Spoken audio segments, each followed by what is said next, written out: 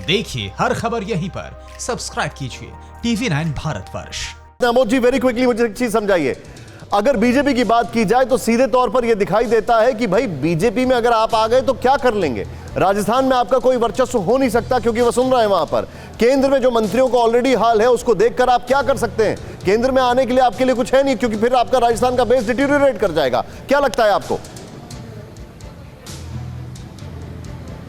देखिए निशांत, सचिन पायलट बीजेपी में पावर हंग्रीनेस के लिए नहीं आ रहे थे। सचिन पायलट का जो सारा जो तर्क है वो ये है कि कांग्रेस में उनको जिस तरह की इज्जत मिलनी चाहिए थी वो इज्जत नहीं मिल रही थी, और जो उनके ऊपर जो केस हुआ था, जो 10 तारीख को केस मुख्यमंत्री और उनके दोनों के ऊपर ताकीद किया गया, उसको लेकर काफ़ी वाहत थे और बीजेपी से पहले से उनकी बातचीत चल रही थी। जैसा कि आपने पहले भी बताया कि बीजेपी के साथ आने के उनके फ़ायदे और नफ़े नुकसान सब कुछ उनको मालूम है, लेकिन वहाँ पे वसुंधरा राजे एक उम्र के ढलाव में हैं। उसके बाद नए नेतृत्व की वहाँ तलाश बीजेपी में भी है और उसमें सचिन पायलट के लिए एक अच्छा रास्ता बन सकता है। दूसरी बात, कांग्रेस बीजेपी के में अगर आते हैं, केंद्र में उनको मंत्री बनाया जाता है तो ज़मीन से कट जाएंगे, ये कहना थोड़ा अनुचित होगा, क्योंकि कोई भी केंद्रीय मंत्री ज़मीन से कट नहीं जाता है, ये मान लेना अनुचित होगा। लेकिन सबसे महत्वपूर्ण बात यह है कि बीजेपी के जो सूत्र हैं वो अब भी ये बताते हैं कि सचिन पायलट देर सबेर उन्हीं के साथ रहेंगे और जब भी वो आएंगे तो उनको खुले दिल से स्वागत किया जाएगा। विधायकों का समर्थन भले एक हो या दो हो, तब सर मैं एक चीज यहाँ पर आप जो बता रहे हैं, लेकिन एक बात बताइए, मैं बीजेपी अभी इस पूरे मामले पे खामोश है, सन्नाटा है, कुछ नहीं बोल रही है, क्यों?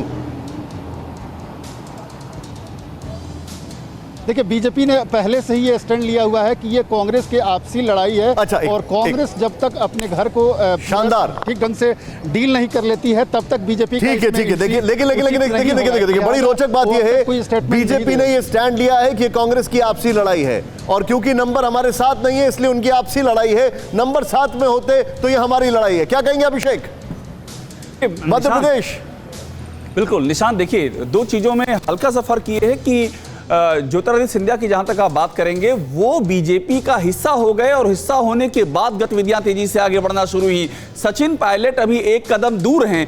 वो जो दूरी है वो उनको तय करनी है, वो उनको तय करनी होगी, क्योंकि बीजेपी को यह भी देखना ये दांव अजित पवार का दांव ना हो जाए। हाथ जला चुकी है महाराष्ट्र में, इसलिए बीजेपी की ओर से फीलर्स हैं, लेकिन एक कदम आगे बढ़ाना है सचिन पायलट को। उनको अभिषेक उपाध्याय जो स्क्रीन पर दिख रहे हैं, इन्होंने मध्य प्रदेश में पूरा अलायंस सब कुछ कवर किया, और ये तब वहां पर थे, जम गए थे। हमें तो लग गया था कि मध्य प्रदेश में ही रह जाएंगे, लेकिन वापस आ गए हमारे बीच।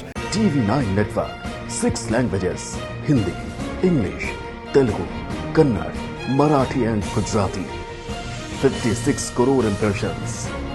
India's number 1 news network, TV9 network.